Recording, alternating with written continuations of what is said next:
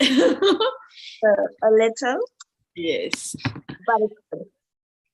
Okay, so I guess you're already all physically geared up to get us into the next. So today we're going to go with the next pose, which is our warrior pose, right? And we're also connecting this pose to the quality of endurance. So perhaps before we go into it, is there something you'd like to share with us, any background before we move into the pose itself? Interestingly enough, Virabhadrasana is warrior pose, and Virabhadra was the father-in-law of Lord Shiva. So he was this powerful warrior, and warrior pose is basically a depiction of him being that strong warrior. So as we get into the pose, we will get deeper into the pose, and then we will discuss it further. Okay. So I think let's start with the pose first. All right, great for it. So Arishka is going to do warrior pose. So take the feet out and wide.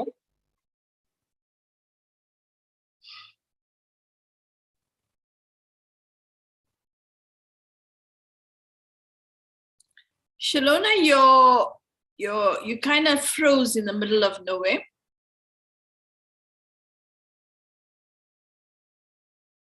Maybe it's on my side.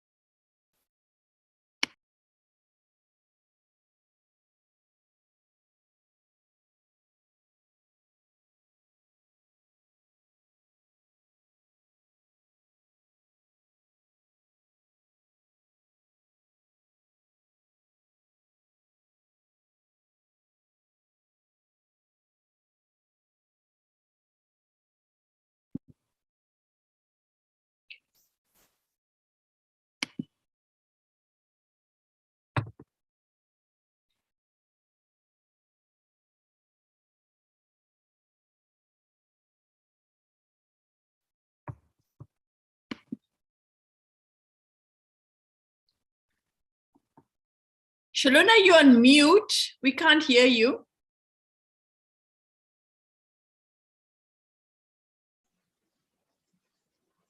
Is that fine?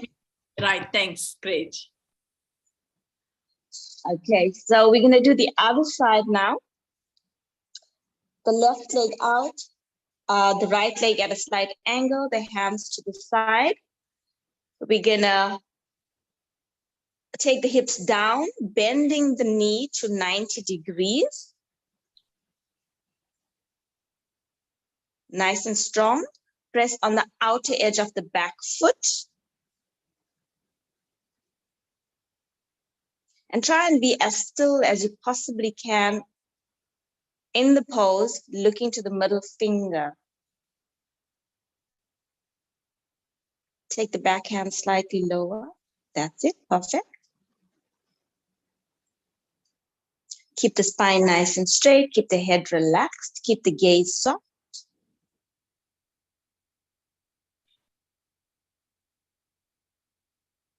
Keep pressing on the outer edge of the back foot. Very gently now, release the hands, straighten the leg, and come back to center. Thank you, Arishka. So that was our warrior pose, and we chose endurance for that. So this morning, while my youngest daughter was leaving, she asked me, Mom, what's the pose for the day? And I told her warrior. And she gave me a beautiful sum up of warrior as she was leaving. So I said, okay, just WhatsApp that to me. And I think that it would be beneficial for us. So in her words, she said, the white stance symbolizes or represents the courage and strength you need to face your challenges. She says the arms represent the accuracy one desires to achieve in their daily lives. And she says the straight back represents the power one requires. So this was just as she was leaving. And I thought that's so powerful because that's really what warrior pose is. And in our daily lives, we need all of these qualities, because if you look at many of us, we take our lives here, or our lives here are very challenging. And so in being warriors in this life, we need to be strong. We need to, like she says, the white stance. We need to have that firm grounding to be able to fight our battles and our challenges in life. And so when we go through life, every single day, we face challenges. Some are minor, some are not so minor. Like say, for example, someone that's in a hospital bed with cancer, they're fighting for their lives. They have to be warriors now to try and overcome their challenges and situation. And now when you're standing in warrior pose, for me, that depicts that endurance that one requires in their daily lives. That's true. And you know, well, anyway, it's helped me also to kind of like look into it. So going back to the father-in-law, Veer, what was it? This is that, you know, when one goes through life, you know, the inner kind of battles that we go with, because externally, you know, we know that if somebody is opposing us, we have physical things that we use to kind of withstand the kind of onslaught that is coming. Mm-hmm. But when the battle is inside ourselves, when it's internally, where we are facing with our weaknesses, and a big onslaught for most people is a mistaken identity or the false identity that we have. So I've made myself come into this understanding that, you know, I am someone, I'm something, this is my position. And so it actually is a limited perception, but nevertheless, we use that to get by in life, because if we don't really understand ourselves totally, who we really are, then we use things and people, like, you know, sometimes people create power based on association. So we can also create power based on, I have this skill, or I have this talent, or I'm this, or I'm that, I'm physically beautiful, or I'm physically very strong. We can use many, many things that creates an identity of the self, but it's not the true. It's an identity that I'm acquiring through some possession or association. And that kind of thing normally ends up becoming like an arrogance or an ego. Now, you know what I think is really challenging in this world is that when you've got that identity, you have yourself come up with, conjured up, and you hold that to be you, when you have to face the reality that that's not you, can you imagine the courage it will take, how brave one needs to be to actually go against what you have actually held in yourself as being you. And now you need to go against something that you yourself created even. And like, you know, that demon is something we created. It's not something somebody put into us. We use that because we didn't have enough confidence in our real self. So we adopt something from outside. And so one of the things is that's associated with him is the fact that he was able to let go of his ego. Pride in this whole thing that he needed to kind of let go of. And so I feel in a way it's so beautiful that the warrior physically is someone who will definitely withstand any physical challenges.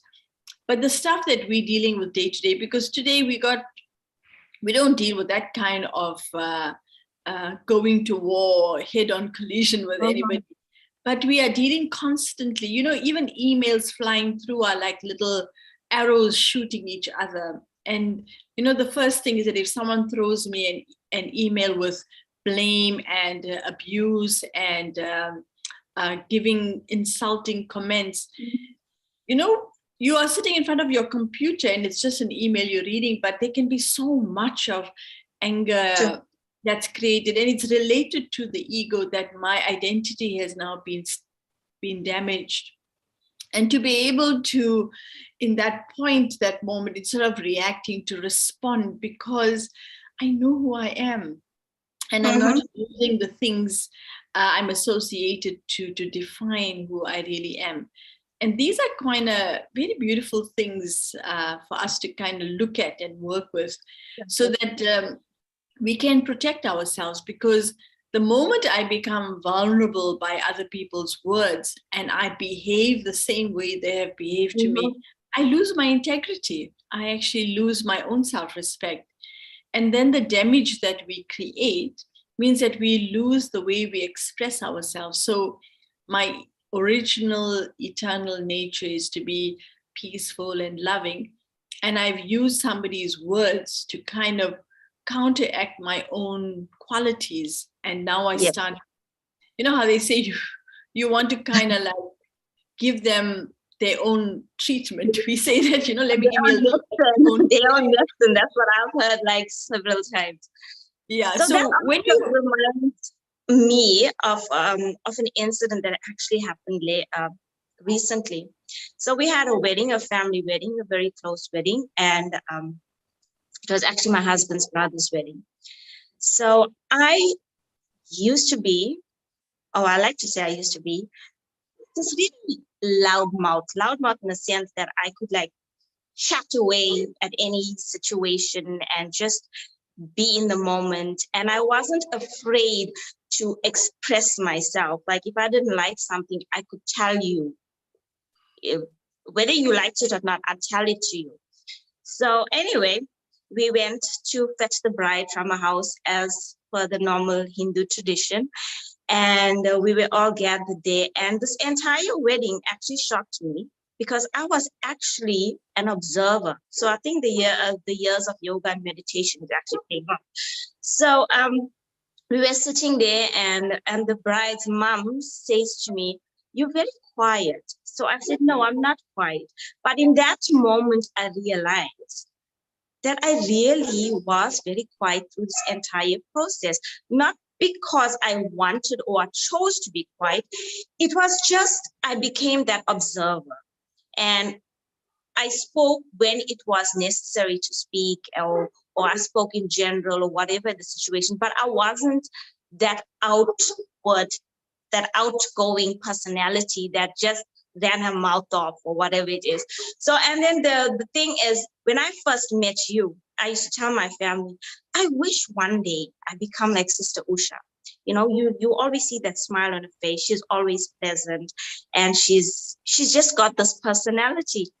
And I think I'm not there yet, but I'm heading in that direction.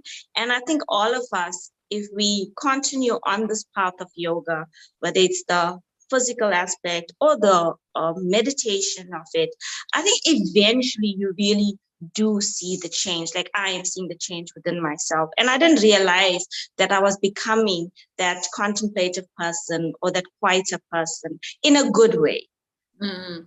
In fact, when you were doing the pose with Darushka and you said to her that she needs to let her vision go on the middle finger, as you were like softening the gaze, but directing the gaze to the middle finger, my observation for that is very much like that. When we kind of have something we're focusing on and we don't get distracted, because I think what makes us kind of say whatever we want to is because we're just picking up from everyone and we're reacting to everything.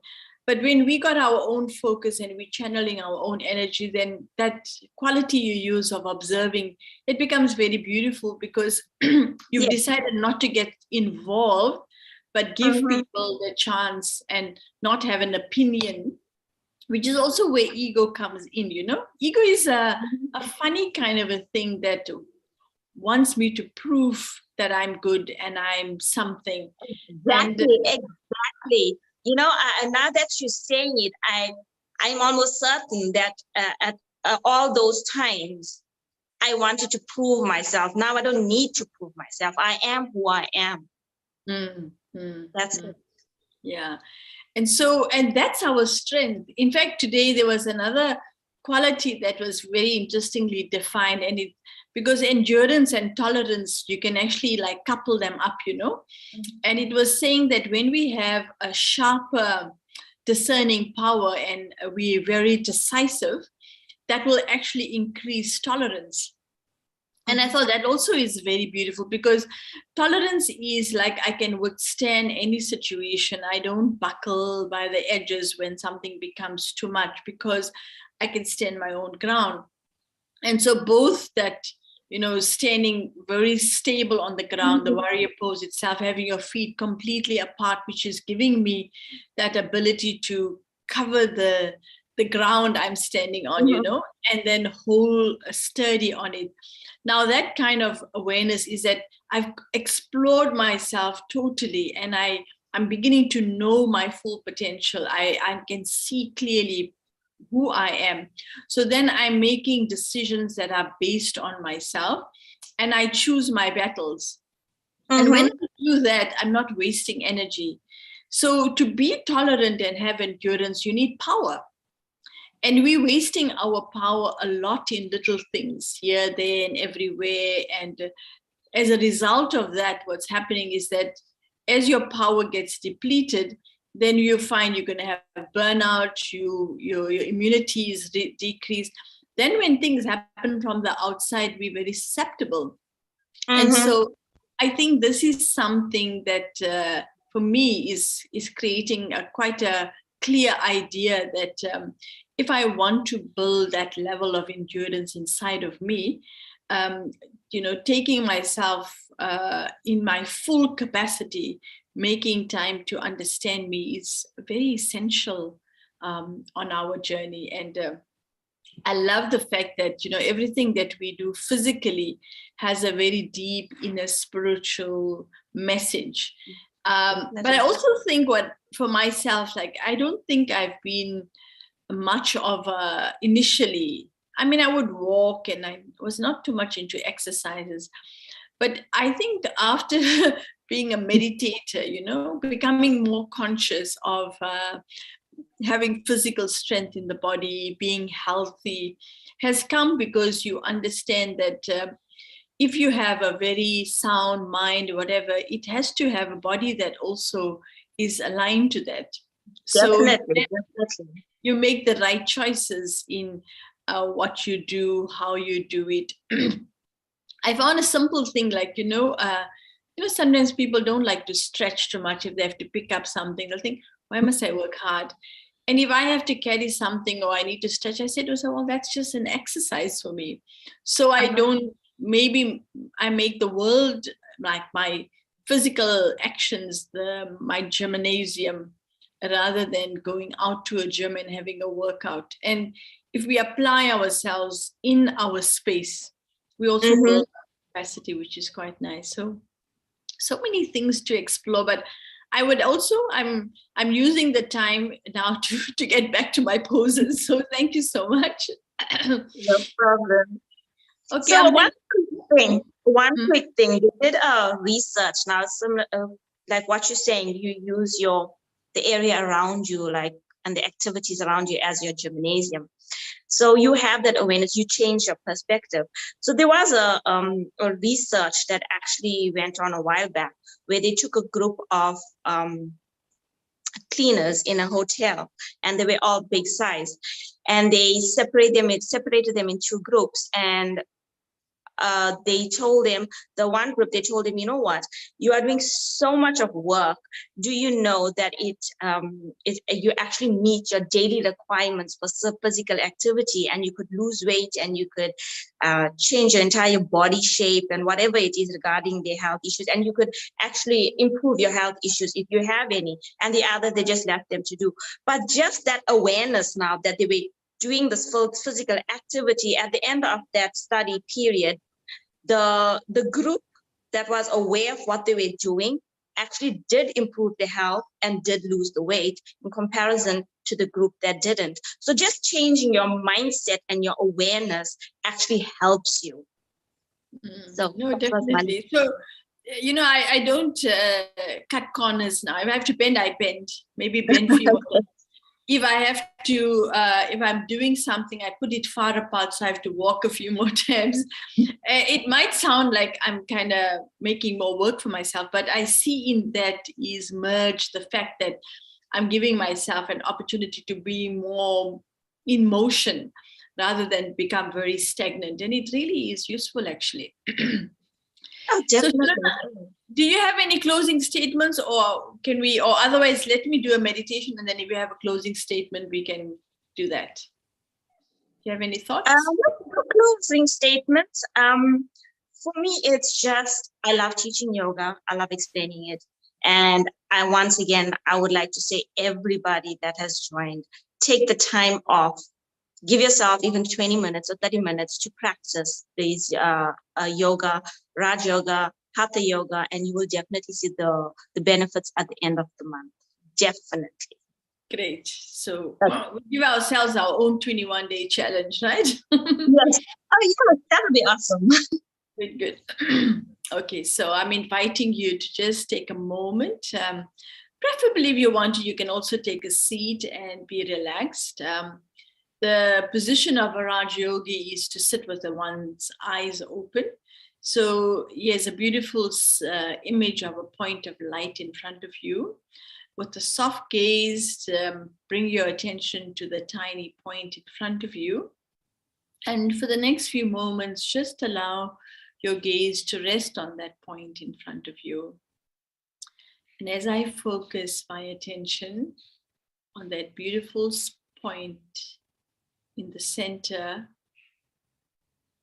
I become aware of myself to be the essence.